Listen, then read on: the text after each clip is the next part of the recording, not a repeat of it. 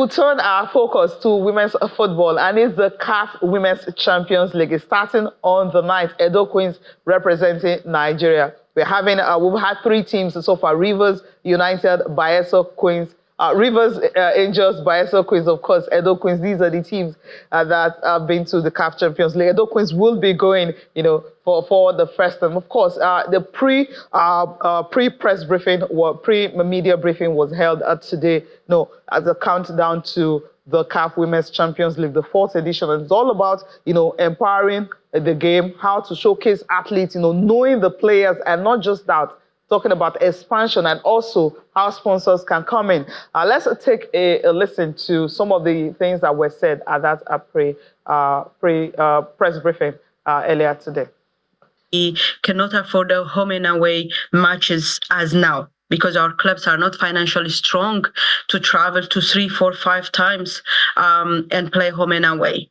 For the expansion, also, we want to see how many clubs are engaged. Right now, we have grown from 33 before when we start to 36, but we want more member association engaging in the qualifiers before we can push it forward and say that we need a 12-team or a 16-team final. But yes, there is a future plan to make sure that it's expanded, especially now that we have the World Cup of clubs. We want to make sure that we have a strong representation in the World Cup. As we know, most women teams, even most men teams right now currently running in the continent, are supported by either government or either organization like the CVA of Ethiopia, which is run by the commercial bank, or ASFAR, which is belongs to the army. So we want to make sure that there is a financial or strong financial teams before we can move into home and away. But on the side of that, we are also making sure that the game is professionalized and the domestic leagues are strong. The Champions League is a way to develop our domestic leagues. Because without domestic leagues, we cannot have a strong national team. We cannot be competitive in the global scale. So in women's football, in previous years, we have seen that women league will be running very well, and then it will disappear. A women national team will be playing very well, and then it will disappear. But we want to have that sustainability in our domestic leagues, so that we can have strong clubs coming to the Women's Champions League and strong national team representing Africa in the world stage. Many people think that our league is professional. It's not. It's semi-professional. Players have jobs. Players study. There's a few teams that attach to PSL, TS Galaxy, Mamelodi Sundowns, Royal AM, TUT is attached to SuperSport United. But our league is purely amateur. I think Mamelodi Sundowns is probably the only team that are fully professional. I think the competitiveness of our league, the top 5 would beat each other on any given day. Mamelodi Sundowns has beaten, UWC on many occasions. TUT have come close. JVW have also given them some tough times, along with, TS Galaxy, Royal AM. So those teams have become very, very competitive, and I think that has helped.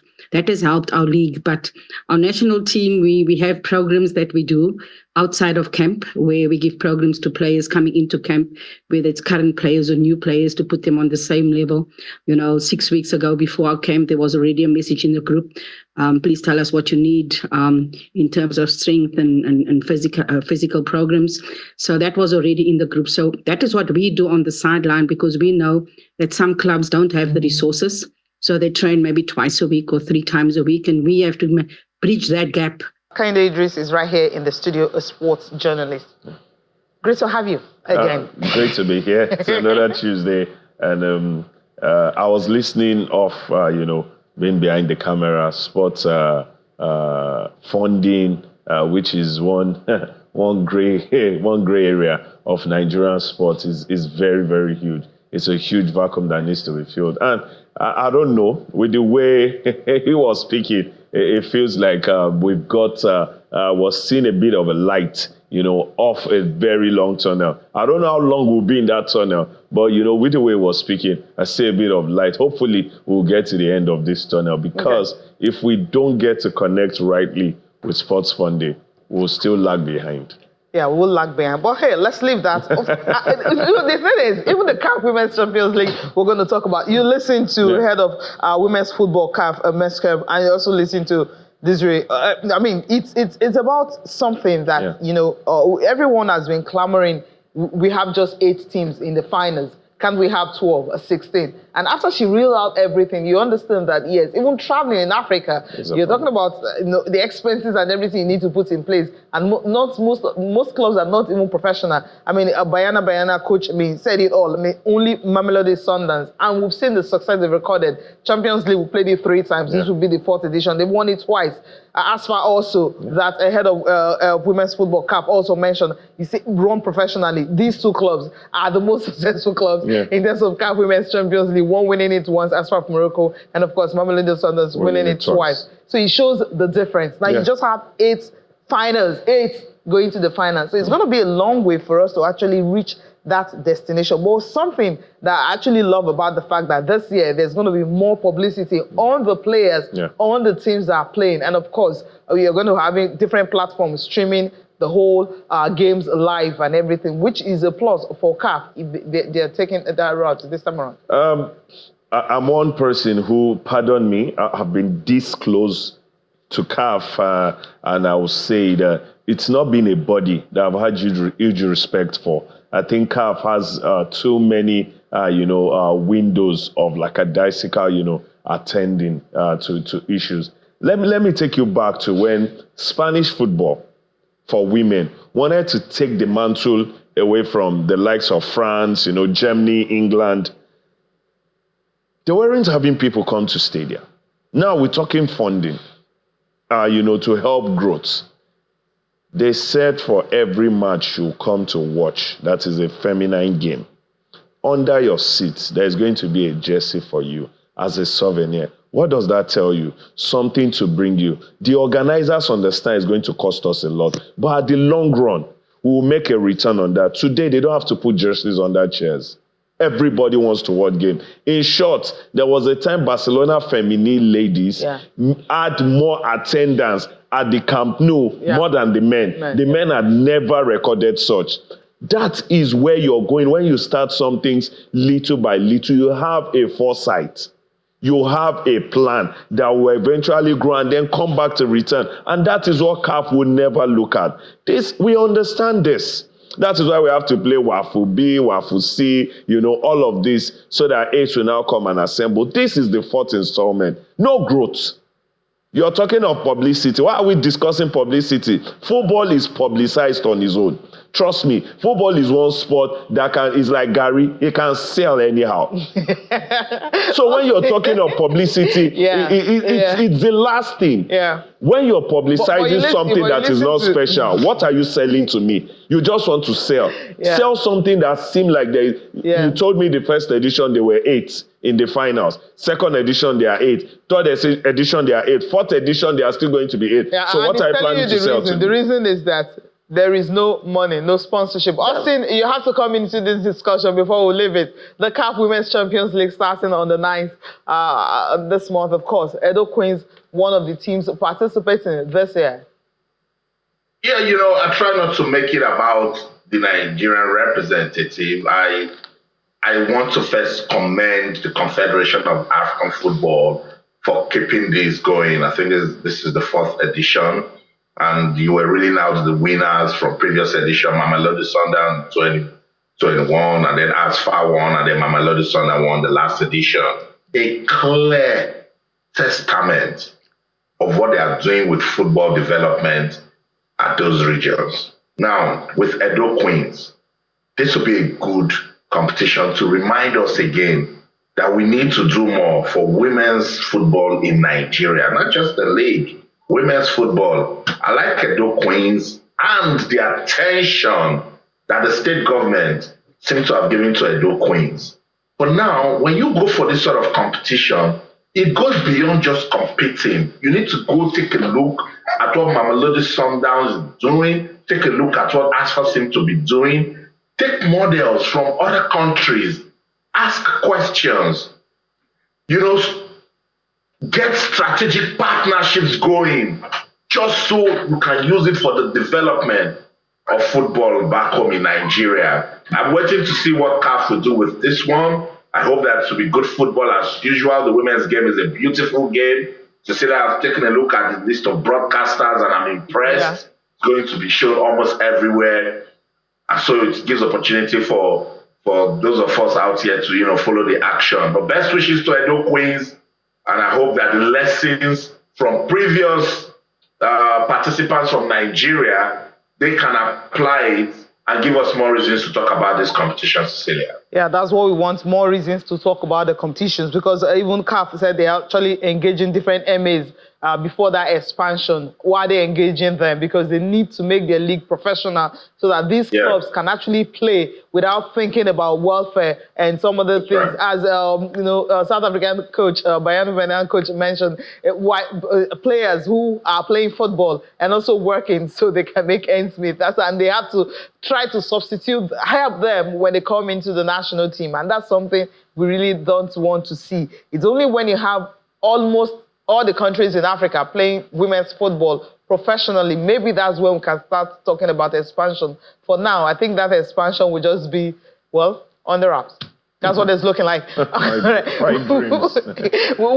leave this, of course. We are counting down to it. Of course, we'll still keep talking about the CAF Women's Champions League when it starts. Edo Queens, as we mentioned earlier, representing Nigeria. Last year, we didn't have any because Delta Queens could not qualify from WAFU B to go to the finals. All right, we're leaving that and quickly talk about the Super Falcons of Nigeria. Yes, they will be playing France on the 30th of November. That's according to Nigeria Football Federation. It will not be in Lagos. No, it's going to be right there in France. That's where it will be taking place. I think this is a good one, for the Falcons. When Ibrahim Gouzo, NFF president, talked about the Falcons will be busy from every FIFA window, we thought he's just one of those talks. But now he's, walking the talks right now. Yeah, actualizing it. And I think huge thumbs up. Like I always say, when you hear me criticize, administrators or the bodies in charge, it's not because you just want to. When they do something fantastic, we'll also come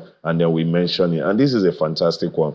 One of the things I saw in the double-header friendly against Algeria is the fact that some new ladies had to be incorporated, get to understand each other. In the case where some of the super regulars are now available, you have a quick fix. You don't have to start having, so much headache. And we saw a lot of them. Look at what Ijamilusi, had to do in those, 2 games. And all other ladies who are super regular, like Rashi, continues to blaze their way, all through. And the more they play, the more they understand each other, the more the coach has something to work with, the more Nigerians love, to watch their team. And when competitions come, they are not just, dry up from, we played some 3, 4, 5, 6 months ago. Yeah. Now, every, on the regular, you guys are meeting together to play competitive football. For us, it is for them, it is a friendly. For us, it's another football match for us to gel. Yeah, another football match for us to gel. Austin, do you remember the last time we played France, a friendly game? We didn't play football for like almost 2 years, right?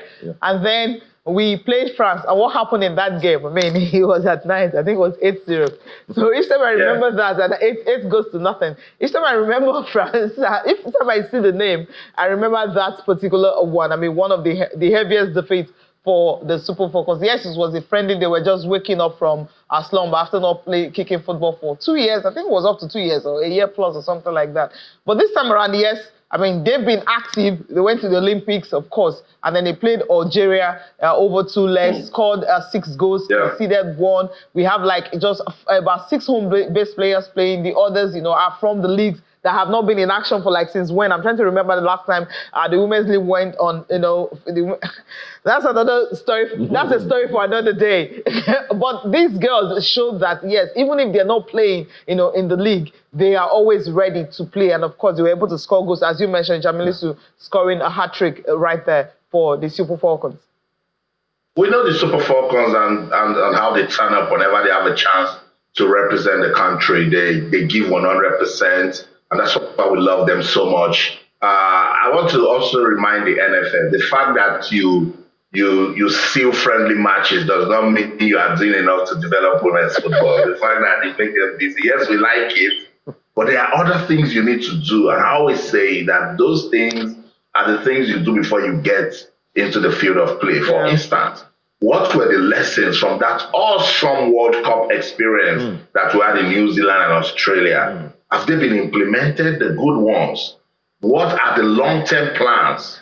Minimum 5 years for the Super Falcons. Randy Wardrum left. Yes, we pushed them and have announced Justin Magudu as the interim coach. Cecilia, you said it a lot of times on the show. Don't call him interim. Give him ownership of the team. Let him know what's up. I like the friendly against Algeria. It was double-header, good one for the team. Particularly that we got to see home-based players. And that's another reminder, NFF, NWFL, that the league is the system, it's the structure. So when the foreign-based and our top players are not available, that's the pool where you go to go and bring players. If you don't give attention to it, you cannot go there. Against France, I love it.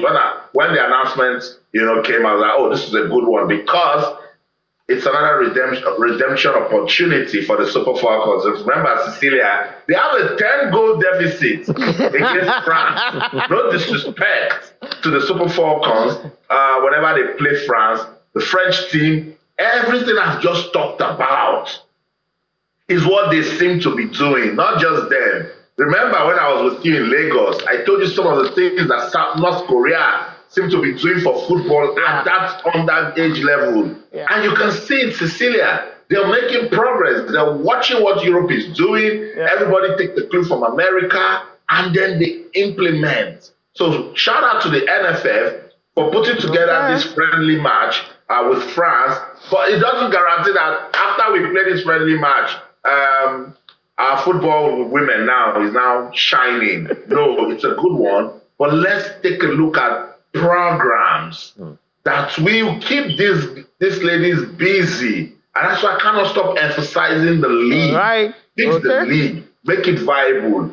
And let's take it from there, Cecilia. We'll take it from there. Put more money in the league and you get the best players you can get. Make it professional. That's key right there. All right, now let's switch to this one. The Investigative Committee on the Negative Exposure to Nigeria at the Paris 2024 Games. The report is out. We'll give you the highlights, coming from there. It was a 54-page, recommendations and, of course, resolutions that was put together by the committee. So, the first one happens to be, of course, we know the incident involving Favor Ofili, whereby, she could not, participate at the 100 meters of the Olympics. Now, this is some of the highlights of the committee's resolutions and recommendations. And the first one is that conclusive evidence reveals that the Secretary General of the AFN, Mrs. Rita Musinde, was negligent in her duty of communicating to the Ministry of Sports. And the second also, she should be penalized by the appropriate authority. Will this happen? We will wait, fingers crossed. Now let's move on to another one. The technical director of AFN, that's Athletic Federation of Nigeria, Mr. Samuel Onikeku, demonstrated poor judgment by not reporting nor acting on information about the non-registration of his own athletes, that's Favor Ofili, for the women's 100 meters event. And when he first got a hint of the so-called rumor that was going on, that was what he said, but he did not act on it. So Mr. Onikeku should be sanctioned by the board of AFN, which he is a member. Went on to say another one is that the AFN, by vicarious implication, should pay the athlete a symbolic compensation of 8 million naira only for the disappointment and depression that she suffered on missing out of the women's 100 meters event at the Paris 2024 Olympic Games. So they need to pay Ofili 8 million naira for that. The athlete Ofili also should take an introspective look at her general attitude to improve the relationships with co-athletes and officials. So they had to put this one right there. So like everyone is involved in this one. Now, in terms of cycling, remember when she went ahead to actually tweet about she had to borrow, equipment from a club. So SA right now should write a formal apology to Nigerian Cycling Federation for the embarrassment that she caused the federation and the Nigerian contingent to the Paris 2024 Olympic Games. Just an apology, that's what SA needs to do. Now, let's look at other recommendations and resolutions reached by that investigative committee. Now, the Nigerian Basketball Federation should review its policy of not having written agreements with the technical officials that it engages for competitions. And of course, under this one, they went further to say that they should, commend and honor the athletes and coaches that actually represent Nigeria getting to the quarterfinals for the first time. So these are some of the highlights we have to bring to you. It's a 54-page document, but just some of the highlights we have to bring to you on the show. Austin, do you want to start? No, Austin won't stop. So we start up with you on this one. The favor of Ofili's case, yes, I know that is the biggest one. Of course, the basketball, you have to. How do you employ coaches and not having... Okay, yeah, it happens. We know. It's not just basketball. Almost all the federation, especially when they are dealing with something. But hey, let's start up with the favor of Ofili's issue. Yeah, for me, firstly, I felt, punishment is punishment. but punishment or fines... punitive measures or fines or whatever it is. Punishments or fines are supposed to be very tough. Very tough. I think this is rather easy. But my first question is, whose pocket is that 8 million coming out from? It's from AFN, of course. AFN, AFN. No, I want to be sure. If AFN it's not taxpayers' money that they will be giving to favor of Ofili. Now, AFN should... Onike, okay. AFN should pay the athletes the money. Yes. Ofili should let us know when it comes in. Yeah, that's $5,000. Yes. Mosinde Onikeku, attend to their punishment. I want to hear. It's not just this is the last we've heard of it. No, we don't want to hear this is the last. We want to hear that punishment and say carry that. Asking Ofili to check our relationship with co-athletes and coaches. I still do not understand. Because Ofili, to the little I know, has a relationship with our co-athletes. She's a 4x1 athlete for us. And I see how, even if it's not with anybody, the other three ladies, I saw how she's so in tandem with them. So where is this relationship? Are you trying to still put a little exoneration? Now, that is on one side, because I don't understand. Maybe there will be a further explanation. They are telling that she's got attitude. That's what they want to say. She's got what attitude? She has attitude. You can remember what happened to Ofili in Tokyo 2020. Same in 4 years later, you're telling her she has attitude. When you let's okay, yeah. I want to You're saying she should write an apology. Yes, yeah. So Cecilia, if something happens to me and I paint it up, because that's the same way they came for Enekwe Chichukwu Ebuka when he did a video of washing his own jersey. They said you are, painting Nigeria. People say things that happen. The truth, what it is. Well, and according to them, that wasn't the truth. That wasn't the truth. According to who? Okay, according to the administrators. Yeah, according to what about the athletes? Investigation was done. So she did not borrow bicycle. Recommendation and resolution. Apparently, she did not borrow bicycle. It was given to her by the federation. Austin, you have to come in here. I know you've been nodding your head. Cecilia, let me say well done to the investigative committee first for putting together this report, and but there are some aspects I disagree, and there's one other key aspect that is missing. See, in everything that has been done, there's no mention about the NOC. And the NOC, whether they agree, they do not agree, they are the body that is supposed to make sure that our country looks good before and after the Olympics. It is the NOC. The kids issue is shocking that nothing is said about the kids. We had Alpha Black and then we had Pink. No mention about that. That's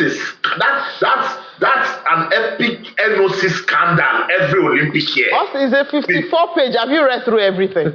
We just highlight the major ones. But I'm just talking about these ones that is out there. That is for me very, very important.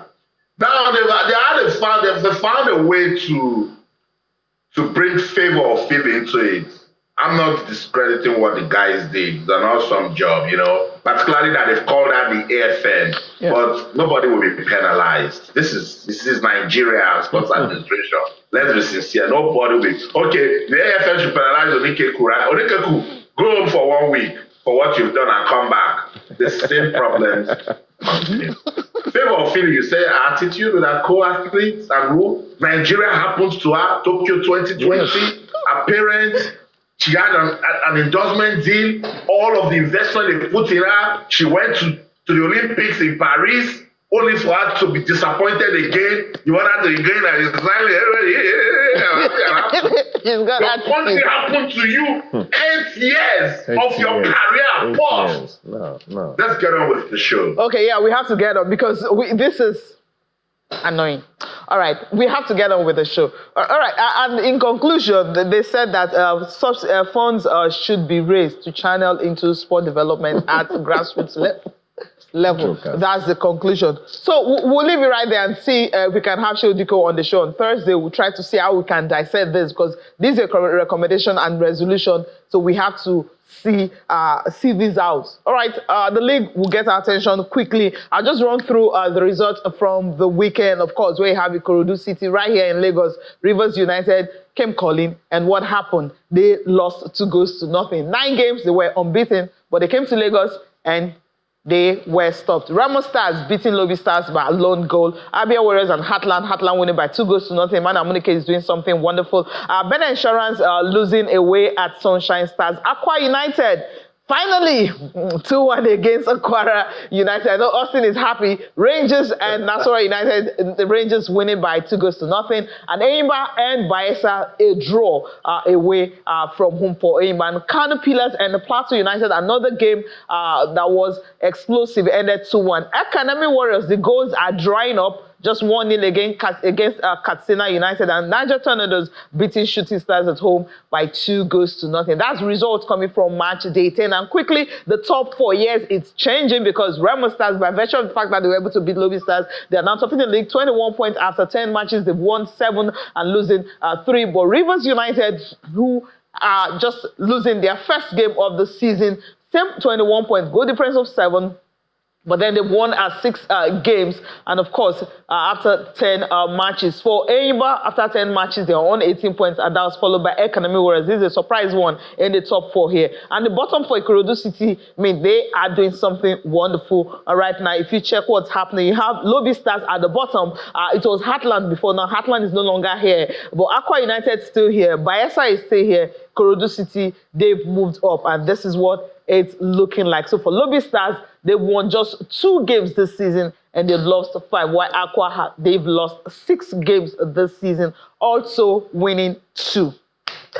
Okay, where do we start from? Austin, we start from you, right? A quick one on, we don't have time, it's fast spent. Lobby Stars, let's talk about them. Bottom of the table. What a story. They will come back. It's just match day 10, Cecilia. So just match day 10. Yeah, it's match day 10. Okay. Come on, Lobby Stars will come. 10 matches, just. I said it. And look, they played Remo Stars, and Remo Stars needed, to win because they would have said to themselves that Rivers United can go to Lagos and beat Ikorodu United. So they needed to win their game. And if you check the way the Remo Stars, I think, lost their last game on match day 9, they didn't like it. So this was just good enough. Goal to give Remo Stars the win and regain their leadership at the top of the table.